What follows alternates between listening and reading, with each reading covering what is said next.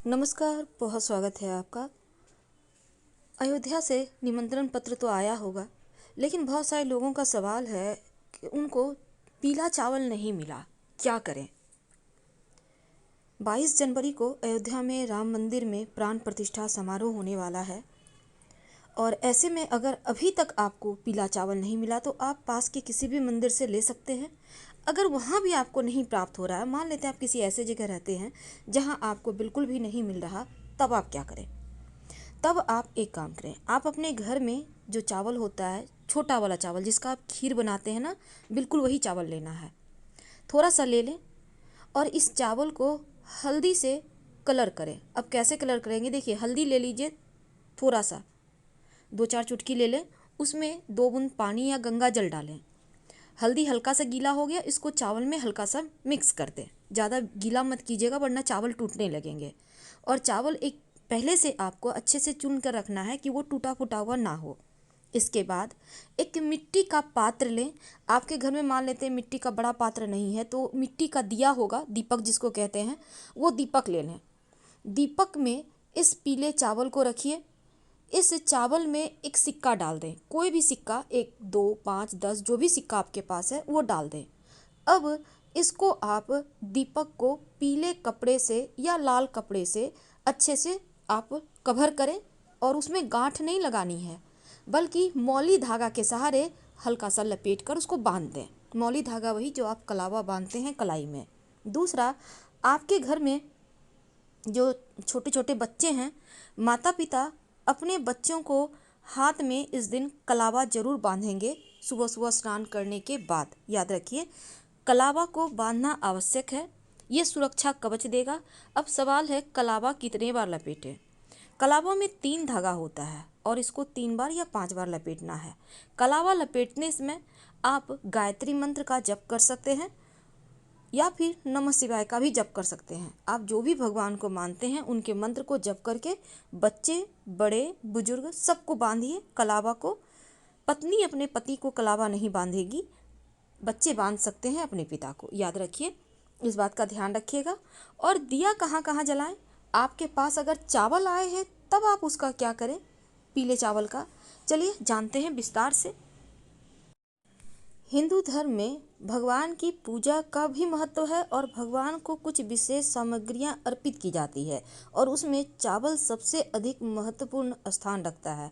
माना जाता है बिना चावल के भगवान की पूजा संपूर्ण नहीं होती, भगवान स्वीकार नहीं करते।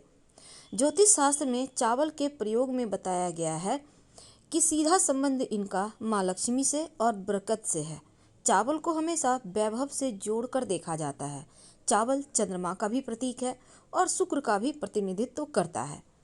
ऐसे में चंद्रमा जो मन का कारक है, यानी आप मन से स्ट्रांग रहें। शुक्र जो सुख वैभव का कारक है, यानी कि सुख सुविधाएं खुशियां बढ़े। इसलिए इन दोनों ग्रह को मजबूत करने के लिए, और दूसरा जो पीला रंग है वो बृहस्पति का कारक है, तो यानी हर तरह से संपूर्णता देने वाला ये चावल हो जाता है जो अयोध्या से आपको प्राप्त हुआ है। तो चावल का दाना के बहुत सारे फायदे हैं और यहाँ तक कि पितरों की शांति के लिए भी चावल का दान किया जाता है। अगर आपका सूर्य कमजोर है तो चावल में हल्दी मिलाकर पीला किया जाता है और पिता के समान किसी व्यक्ति को दिया जाता है। तो इसलिए अगर आपका सूर्य कमजोर है तो पीला चावल का 5 दाना कम से कम अपने पिता के हाथों में दें। आपका पितृदोष कुंडली का समाप्त हो जाएगा और खीर तो बनेगी ही। चलिए अब जानते हैं विस्तार से। 22 जनवरी को भगवान श्री राम 500 सालों के बाद एक बार फिर से मंदिर में विराजमान होंगे।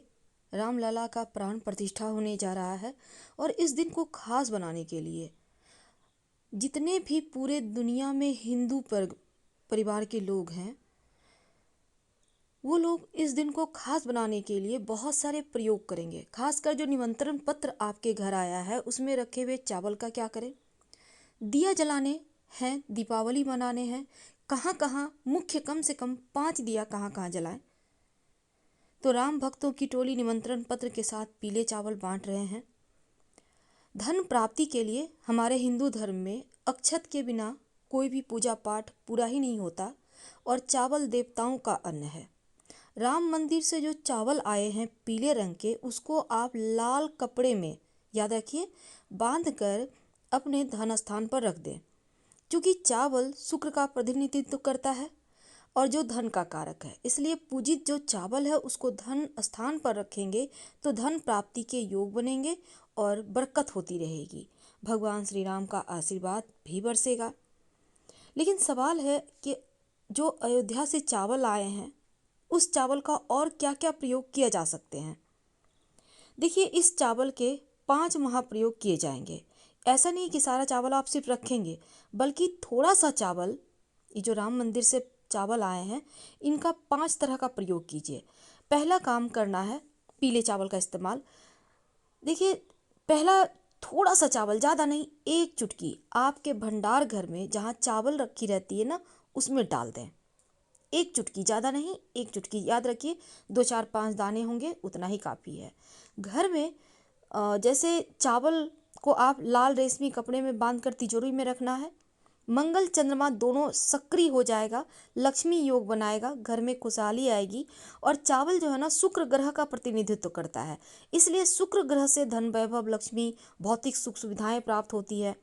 तो ज्योतिष शास्त्र में लिखा है ऐसा कि प्राण प्रतिष्ठा के दिन अगर खीर बनाई जाए घर में, आप नॉर्मल जो चावल की खीर बनाती हैं उसी का बनाइए, लेकिन ये चावल 1 चुटकी डाल दीजिएगा और फिर पूरे परिवार के साथ प्रसाद के रूप में ग्रहण कीजिएगा।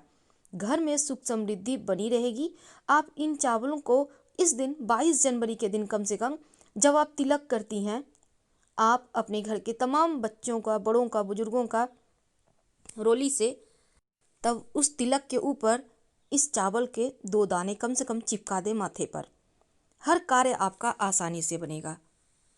यहाँ तक कि अगर कोई आपका बड़ा कार्य है, आप जा रहे हैं किसी भी दिन, आप चाहते हैं वो कार्य पूरा हो जाए, तब इस चावल का तिलक करके या अपने पॉकेट में 2 4 दाने चावल लेकर जाइए। कार्य सिद्ध हो जाएगा, कार्य पूरा होगा।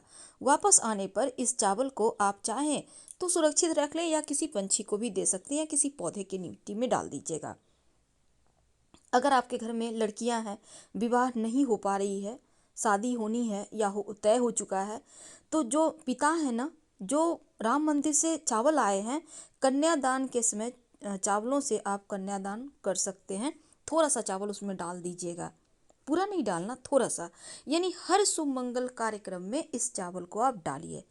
अब देखिए, ये आपको न्योता भेजे हैं, अयोध्या से आए हुए हैं कि इसका आपको कैसे प्रयोग करना है। लेकिन दीपक जलाने के लिए भी हम लोगों को, जैसा मोदी जी भी कह रहे हैं, हमारे प्रधानमंत्री, घर घर में दीपक जलाइए। आखिर ये दीपक कहाँ कहाँ जलाएंगे? 5 मुख्य दीपक जलेगा। पहला दिया आप अपने घर के पूजा स्थान पर जलाएंगे। दूसरा दीपक अपने घर में तुलसी जी के पास जलाएंगे। तीसरा दिया घर के आंगन में, बालकनी में या छत पर, आपके घर में जहाँ भी सुविधा हो वहाँ जला दें। चौथा दिया पास के शिव जी के मंदिर में जला दीजिएगा। और 5वां दिया, अगर आपके घर के आसपास भगवान श्री हरि विष्णु या राम जी का मंदिर है तो वहाँ जलाइए, नहीं तो घर के मुख्य दरवाजे के अंदर, याद रखिए बाहर नहीं जलाना, अंदर की ओर जलाना है। और दीपक के नीचे फूलों की पंखुड़ी जरूर रखिएगा। दिया आप घी या तेल, कोशिश कीजिए कि कम से कम जो पास के मंदिर में जलाएंगे और तुलसी जी के पास घर के मंदिर में वो घी का हो। संभव हो तो सारे घी का ही जलाएं। और दीपक में एक एक लौंग डाल दीजिएगा या फिर एक नॉर्मल चावल का दाना, क्योंकि सूना दीपक नहीं जलाना चाहिए। अयोध्या से जो पीले चावल आए हैं उसको दीपक में नहीं डालना, आप घर में जो पूजा स्थान में चावल है उसी को डालिए या फिर एक एक लौंग डाल दीजिएगा, ताकि समस्त कामनाओं की पूर्ति हो सके। संभव हो तो पितृदेवों के निमित्त एक दिया आप घर के मुख्य दरवाजे के बाहर सरसों के तेल का जला दीजिएगा। हम आपसे विदा लेते हैं। जानकारी अच्छी लगे तो लाइक कर सब्सक्राइब करें। धन्यवाद।